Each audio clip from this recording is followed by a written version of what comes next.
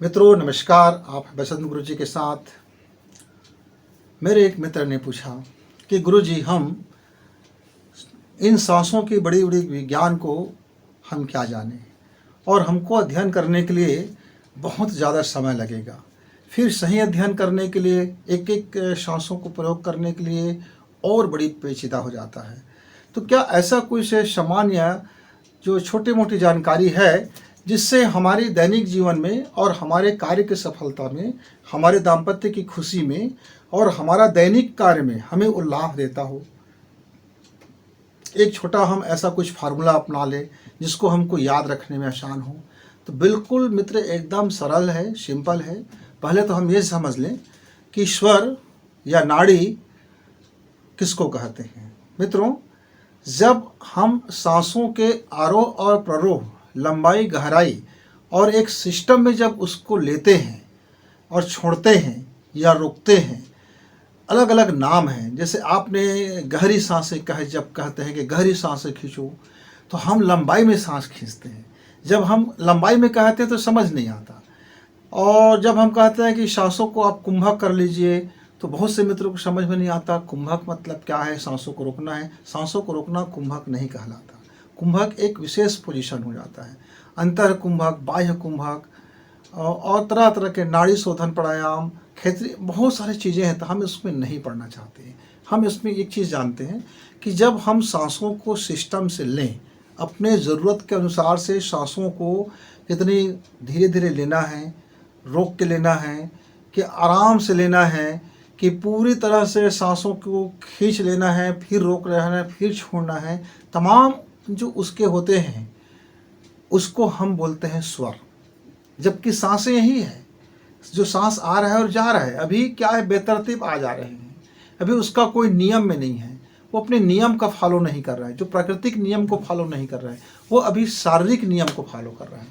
अभी आपने गुस्सा किया तो आपकी सांसें बढ़ गई, हार्ट बीट बढ़ गया, पूरे शरीर में गर्मी बढ़ गई और अग्नि तत्व बढ़ गया, और आपके अंदर में फिर वायु की विकृति हो गई, कफ की विकृति हो गया और पित्त दोष उत्पन्न हो गया।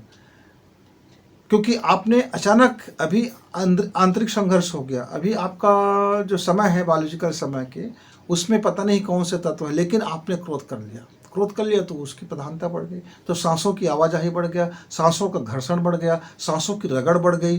तो सांसों की रगड़ बढ़ने से सांसें गर्मी उत्पन्न कर दी, और अंदर में फिर आपका ऊर्जा और तेज, भले ही वो नुकसानदायक है क्योंकि आप अनकंट्रोल्ड हो, आपके मनोमस्तिष्क को उनमें गर्मी से भर दिया और आप मारे गुस्सा के और थर थर थर थर कांपने लगे।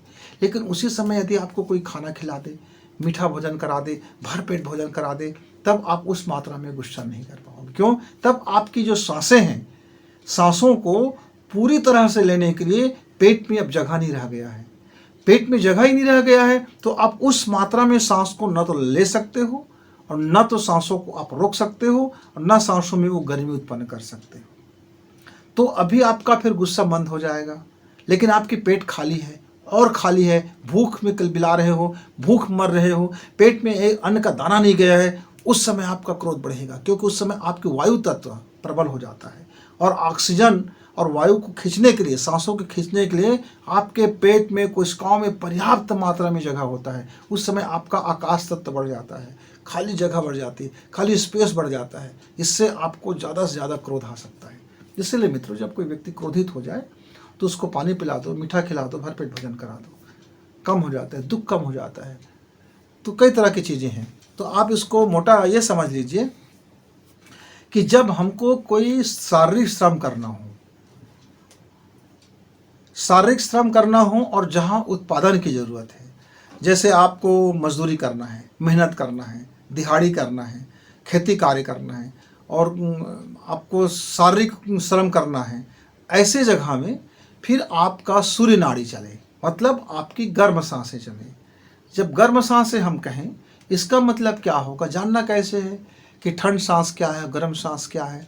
जब आपका हार्ट की दिशा में कोई सांसें चलती है तो वो शीतलक सांस होगा, और आपके हृदय के विपरीत कोई सांसें चलती है तो वो गर्म सांस होगा। सीधी सी बात है, आपने यदि अपना बायां हाथ इस तरह से करवट करके सो जाते हो, कुछ देर के बाद आप देखेंगे कि आपका यह जो दाहिना नासिका है वो चलना शुरू हो गया, यहाँ से सांसों का आना जाना शुरू हो गया।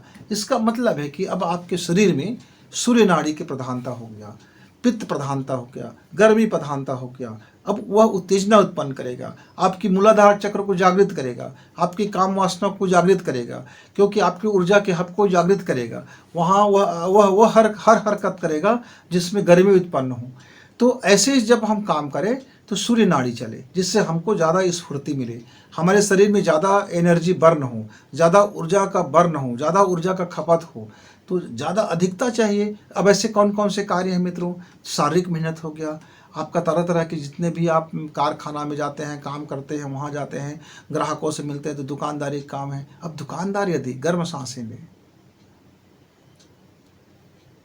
तो किसी से भी उलझ सकता है। तो मैनेजर को क्या चाहिए, दुकानदार को क्या चाहिए? फिर वह शीतलन सांस ले, वह ठंडी सांस ले, और उसका जो कर्मचारी है वो गर्म सांस ले, क्योंकि उसको ज़्यादा से ज़्यादा चलना फिरना, सामान उठाना है, देना है, ये करना है, वो करना है। तो ऐसे अपने काम को देख लीजिए, डिवाइड कर लीजिए, जहाँ जिसमें ज़्यादा स्फूर्ति की ज़रूरत है, ज़्यादा आपको ताकत की ज़रूरत है, ज़्यादा मेहनत की ज़रूरत है, जहाँ ज़्यादा शारीरिक श्रम करना पड़े, वहाँ आप काम की शुरुआत गर्म स्वभाव से शुरू कीजिए। मतलब सूर्य नाड़ी से शुरू कीजिए, मतलब दाहिना नासिका से सांस लेना और दाहिना नासिका से ही सांस छोड़ना। 15 मिनट 5 मिनट आप उसको डाल दीजिए तो आपकी प्रकृति बदल जाएगी, और सांसों की प्रकृति बदलेगी। फिर सांस अपने आप ऑटोमेटिक हर 45 मिनट में वो अपने आप को चेंज कर लेगा। मतलब हर 45 मिनट में 15-15 मिनट का वह आपका क्रम बदलता जाएगा। अभी सूर्य नाड़ी था, 15 मिनट बाद चंद्र नाड़ी होगा, फिर 15 मिनट बाद आपका सम नाड़ी चलेगा, यानी सुषुम्ना नाड़ी जिसको हम बोलते हैं, माने दोनों नाक से सांस का आना और जाना, यानी सुषुम्ना नाड़ी। सुषुम्ना का संबंध हमारे रीढ़ की हड्डी से होता है और हमारे ब्राह्मी चेतना से होता है। हमारे 7वें चक्र मस्तिष्क के व कपाल से होता है, इसलिए उसको सुषुम्ना कहा गया। कभी कभी उसको ब्रह्म नाड़ी भी बोलते हैं, क्योंकि उसका ऑक्सीजन भरपूर मात्रा में ऑक्सीजन होता है और संतुलित होता है। चंद्र और सूर्य दोनों का बराबर का संतुलन चलता है, इसलिए उसको सुषुम्ना कहा गया, ब्रह्म नाड़ी कहा गया। तो अब समझ गए। जैसे अब आप नए नए शादीशुदा हैं, अब आपको बच्चे की ज़रूरत है, संतान की ज़रूरत है, तब आप पति पत्नी हैं, दाम्पत्य जीवन है, रात में सोने जा रहे हैं, तब आप अपना सूर्य नाड़ी को एक्टिवेट करके आप वासना में जाइए, काम वासना कीजिए, तो आपकी बहुत सारी बीमारियां ऐसे भी खत्म। सही मात्रा में शुक्राणु बनेगा, सही मात्रा में अंडाणु बनेगा, सही मात्रा में आपका सेक्स का वर्क पूरा होगा। तो सूर्य नाड़ी उसके लिए आपके लिए सही है। लेकिन अब आपको फीवर है, बुखार है, तो आपको ठंडा की ज़रूरत है, तब आप अपनी शीतल नाड़ी का प्रयोग करें मित्रों। अब जैसे मेरे कंप्यूटर में काम करने वाले भाई होते हैं, शिक्षक वर्ग होते हैं, या जो मानसिक रूप से काम करने वाले होते हैं, जो ऑफिस में बैठते हैं, जिसको मानसिक श्रम करना होता है, उसको अपनी काम करने से पहले 5 मिनट पहले अपने ठंडी सांस को स्टार्ट कर लेनी चाहिए। मतलब चंद्र नाड़ी को स्टार्ट कर लेनी चाहिए, और चंद्र नाड़ी को स्टार्ट करके वो अपना काम करे, तो उसको उतना ही एनर्जी मिलेगा और थकावट कम होगा, उसका एनर्जी लॉस कम होगा और उत्पादकता बढ़ेगी। अब मान लीजिए मित्र, आपको काम करते करते 3 घंटा 4 घंटा आपने काम कर लिया, अब आपको विश्राम करना है, तो विश्राम करते समय दिन के विश्राम करना है तो चंद्र नाड़ी का प्रयोग करें, मतलब ठंडी सांस का प्रयोग करें। और रात में विश्राम करना है तो फिर आप सूर्य नाड़ी का प्रयोग करें। यानी हमको उस समय विपरीत नाड़ी का चलाना पड़ता है। जैसे दिन है तो दिन गर्मी का प्रतीक है, दिन उत्तेजना का प्रतीक है, दिन हार्ड वर्क का प्रतीक है। उस समय फिर आपको आराम करना है, यानी पूरे शरीर को, कोशिकाओं को रिलैक्स देना है, उसको ठंडकता से उसको भरना है, वो अंदर से ऊपरी तरह विश्राम हो जाए, तब उसको शीतल नाड़ी की जरूरत है, तब वहाँ उसको जल तत्व की ज़्यादा ज़रूरत है। लेकिन रात में यदि हम विश्राम करते हैं तो रात्रिकालीन ऑटोमेटिक जो प्रकृति का नेचर है वह शीतलक होता है, वह हमारे कोशिकाओं में ज़्यादा से ज़्यादा जल तत्व जम जाता है, ज़्यादा जल भरा हो जाता है और हमको शिथिल कर देता है, और उस समय पृथ्वी तत्व हमारे शरीर पर हावी हो जाता है। तो जल और पृथ्वी होने से उस समय हम उत्पादन कार्य नहीं कर सकते। तो उस समय हमारे कोशिकाओं को क्या चाहिए? थोड़ी सी एनर्जी चाहिए, थोड़ा सा ऊर्जा का प्रवाह चाहिए। तो उस समय रात्रिकालीन में आप सूर्य नाड़ी से आप विश्राम करें, इससे क्या होगा? बैलेंस होगा और आपकी ऊर्जा जो माइटोकॉन्ड्रिया है, प्रत्येक कोशिकाओं में एक ऊर्जा का हब होता है, ऊर्जा का केंद्र होता है, और प्रत्येक कोशिकाओं में हमारा डीएनए भी होता है, और प्रत्येक डीएनए में हमारे सातों चक्र भी होता है। यानी कि प्रत्येक कोशिका हमारा एक ऊर्जा का गृह होता है, समझ जाइए। तो सारे ऊर्जा को एक्टिवेट करना है, ऑक्सीजन का सही मात्रा लेना है, तो आप क्या करें, सीधी सी फंडा है, यदि आपका खाली पेट है तो आप चाहे एक जिस भी नाक को आप चालू करना चाहते हैं, मतलब दायां नाक और बायां नाक और दोनों नाक, आप हमारे लोकल भाषा में कर सकते हैं कि भैया आप मुझको अभी फावड़ा चलाना है, गैती चलाना है, और अपने को खेती काम करना है, या अपने को सामान ढोना है, थोड़ा सा शरीर में पहलवानी चाहिए, थोड़ा सा अगले आदमी को पछाड़ना है, कोई दुश्मन आ गया है तो हमारा जो सैनिक है उसको युद्ध करना है, तो उस समय वो क्या करें, अपनी जो है बायां नासिका बंद कर दें, और इस दाहिने नासिका से जितनी ज़्यादा सांस को धीरे धीरे धीरे धीरे तक पेट में वो भर सकता है भरे, और फिर धीरे धीरे बाहर छोड़ें। अब उसको और बहुत ज़्यादा गर्मी चाहिए, और ज़्यादा क्रोध चाहिए, और ज़्यादा अग्नि चाहिए, तब वो क्या करे, तेजी से सांस को ले और छोड़े।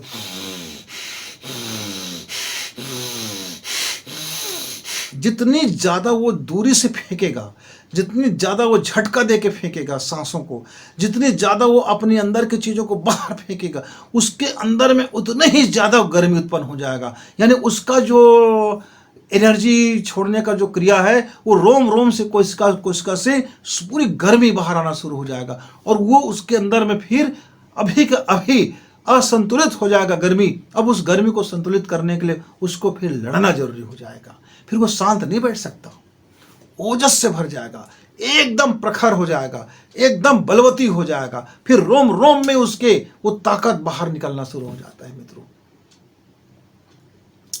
आदमी बहुत गुस्सा में है, अब उसको ठंड होना है, मान लिया अचानक आ गया दिमाग, अरे भाई मैं तो बहुत गुस्सा में हो गया हूँ, अरे मैं क्या बताऊँ यार, मेरा गुस्सा कोई थर थर थर थर थर थर थर थर गुस्सा में अब कांपने लगे हैं। अब उसको रिलैक्स होना है, विपरीत कर लो, गैस सांसें बंद करो, दाहिना नाक बंद करो, और आराम से सांस लीजिए और आराम से छोड़िए।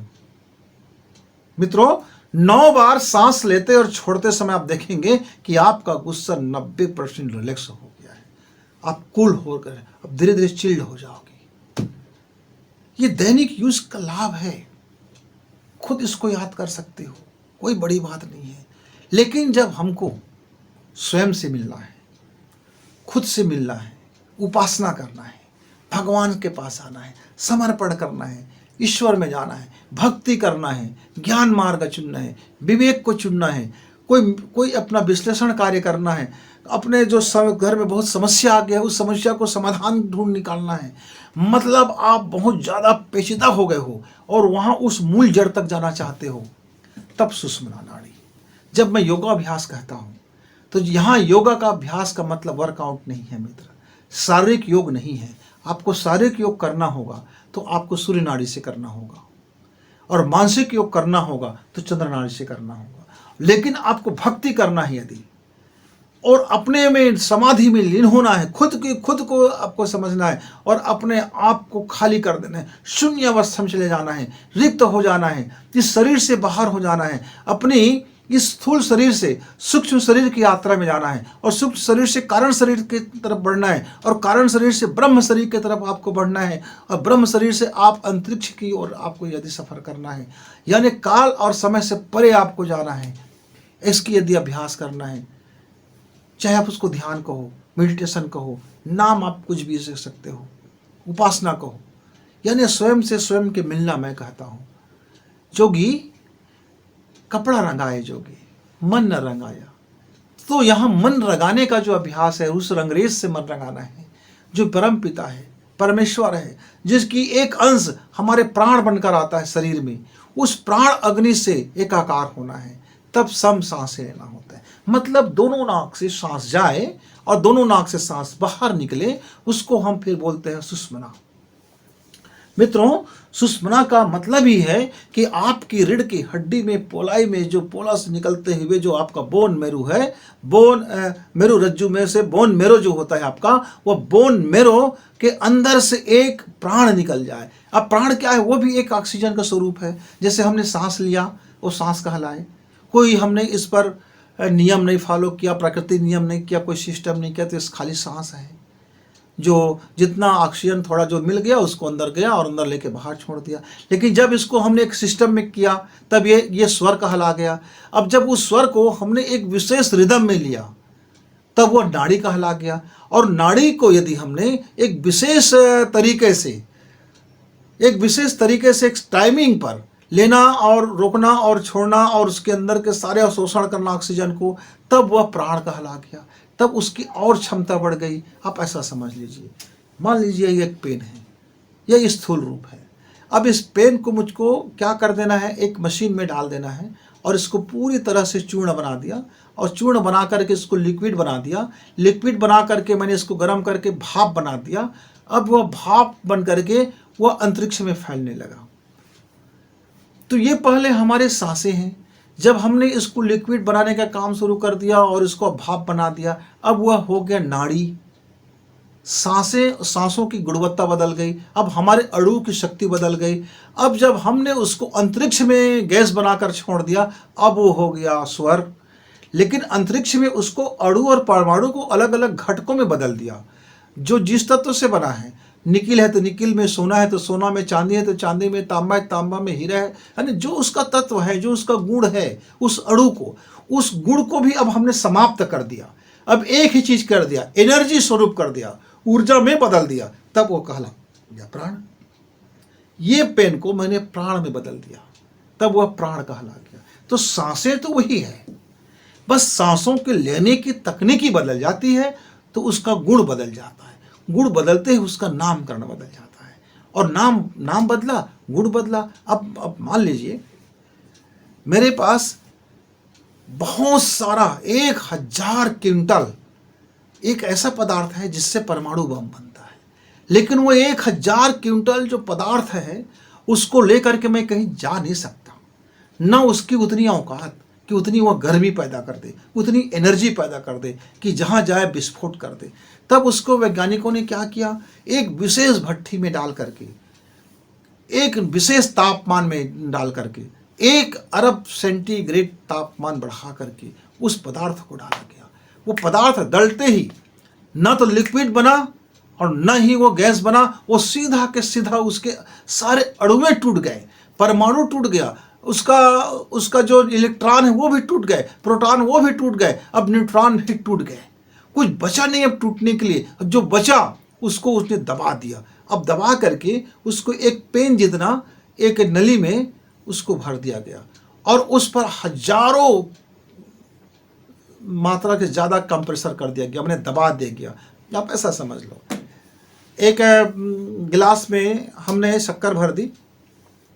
अब मेरे मित्र ने कहा कि आप जादू करके मुझे दिखा दीजिए कि इसमें आधा गिलास पानी है, इस पानी को बिना पिए बिना कुछ किए आप इस गिलास में भर देना है और जादू करके गायब कर देना है इस पानी को, और शक्कर को भी गायब कर देना है। अब मैंने धीरे धीरे करके बूंद बूंद करके उस पानी को शक्कर में मैंने डालता गया और वो पानी गायब हो गया। और शक्कर भी अपना रूप बदल दिया, अब वो लिक्विड हो गया। अब शक्कर खड़ी न रह गया, अब लिक्विड बदल दिया। तब मेरे मित्र ने कहा अब मुझको ज़रूरत है कि आप इसको उड़ा दीजिए, अब भाप बना दीजिए। अब मैंने उसको चूल्हे पे ले गया और तवा में चढ़ा दिया, कढ़ाई में डाल दिया। अब उसको मैं अब गर्म करने लगा। धीरे धीरे वो लिक्विड और होता गया और पिघलता गया, शक्कर और पिघलता गया, सीरा बन गया और चाशनी बन गया। अब गाढ़ा होते होते इतना हो गया कि उसका धीरे धीरे पानी बन के उड़ता गया, सारा पानी निकल गया, सारा आपका शक्कर का ग्लूकोज निकलता गया, उसका हाइड्रोजन अलग होता गया, कार्बन अलग होता गया, ऑक्सीजन अलग होता गया। अब हाइड्रोजन में गया, ऑक्सीजन में गया। अब बच गया थोड़ा सा कुछ चीज़, कार्बन बच गया, कोयला कलूटा, अंतिम में थोड़ी सी पाउडर बच गया। अब पाउडर को भी हमने खूब मसल दी और खूब मसल करके पानी में फिर घोला और फिर गर्म कर दिया। ऐसे करते करते पूरी की पूरी हमने गायब कर दी। ये विज्ञान कर देता है, इसके लिए कोई जादू चमत्कार की जरूरत नहीं है, ये विज्ञान जानता है। ऐसे ही हमारे सांसों के अंदर में हम उसकी गुणवत्ता को बदल सकते हैं मित्र। तो आपको यदि अच्छी संतान चाहिए और आपके साथ पति पत्नी का संबंध अच्छा रहे तो दुनिया भर की दवा करने की ज़रूरत नहीं मित्र। आपको सिर्फ एक चीज़ साधना की ज़रूरत है। कुछ दिन अभ्यास कीजिए कि जब दोनों पति पत्नी साथ में रहें तो गर्म सांसों का अभ्यास से शुरू करें, तब आपकी तृप्त वासना होगी और आप जब चाहो तब संतान की प्राप्ति कर सकते हैं, क्योंकि दोनों के अंडाणु और शुक्राणु तब आपका हेल्दी होगा, माइंड हेल्दी होगा। जब आपको क्रोध आ जाए, घृणा हो जाए, गुस्सा आ जाए, तब आप शीतल सांस लेना शुरू कर दो। जब आपको काम करने की ज़रूरत है, भट्टी में जाने की ज़रूरत है, मेहनत करने की ज़रूरत है, तब आप गर्म सांसें लेना शुरू कर लो। लेकिन जब आपको स्थायी होकर के काम करने की ज़रूरत है, बैठ कर के काम करने की ज़रूरत है, तब आप ठंडी सांसें ले लो। जब आपको भगवान से मिलना है तब आप दोनों सांसें ले लो। बस ये फंडा याद रखो और इसका लाभ लो। आप इस फार्मूला से यदि आप कोई काम करते हैं मित्र, तो आपका हर काम में सफलता है। जैसे आपको माथापच्ची करना है, भारी सोचना है, तो आपको शून्य होना पड़ेगा। तो उसके लिए सम सांसें हैं, यानी सुषुम्ना सांस लीजिए, दोनों नाक से सांस लीजिए, धीरे धीरे दोनों नाक से छोड़ दीजिए। कुछ समय के बाद आप देखेंगे कि आपका दिमाग का जो खदर बदर हो रहा था, जो आपके दिमाग में कटमट हो रहा था, जो आपके दिमाग में बारंबारता विचार आ रहे थे, जो आपके दिमाग में गुस्सा आ रहा था, जो आपके दिमाग में कुछ कन्फ्यूजन हो रहे थे, सारे कन्फ्यूजन बैठने लगे। अब आप नए सिरे से किसी चीज़ को सोच सकते हो, तटस्थ हो सकते हो, अपने आप से अलग हो सकते हो, अपने आप को देख सकते हो, अपने आचरण को जान सकते हो, पहले अपने को ही जान सकते हो। और इससे बड़ी क्या फ़ायदा लोगे? खुद से आप अपना मिलन कर सकते हो, खुद अपनी रूह से देख सकते हो, अपनी आत्मा तक पहुंच सकते हो, अपने विवेक तक पहुंच सकते हो, अपने बुद्धि के सातों तल तक पहुंच सकते हो। आपको पता है मित्र, हमारे बुद्धि के 7 परकोटे होते हैं और 7वां जो बुद्धि होता है महान बुद्धि तैयार कर देता है, महान बुद्धि तैयार कर देता है। आप धीरे धीरे करके पहुंचते हैं। बड़ी बड़ी साधनाएं हैं, पर मेरे मित्रों को बड़ी बड़ी साधनाओं की आवश्यकता नहीं, क्योंकि हम सब गृहस्थ हैं। छोटी सी जाने, थोड़ी फार्मूला करें और सही ढंग से करें तो इसके निश्चित लाभ होता है। अब इसका विशेष पैकेज जानने के लिए आपको गहरा ध्यान करना पड़ेगा, स्वाध्याय करना पड़ेगा, प्रैक्टिस करना पड़ेगा। तो मित्रों, आप समझ गए होंगे कि काम करें सूर्य नाड़ी में, आराम करें चंद्र नाड़ी में और योगाभ्यास करें सुषुम्ना नाड़ी में। तो मित्रों, फिर मिलेंगे, तब तक गुरु जी को इजाजत। नमस्कार, धन्यवाद।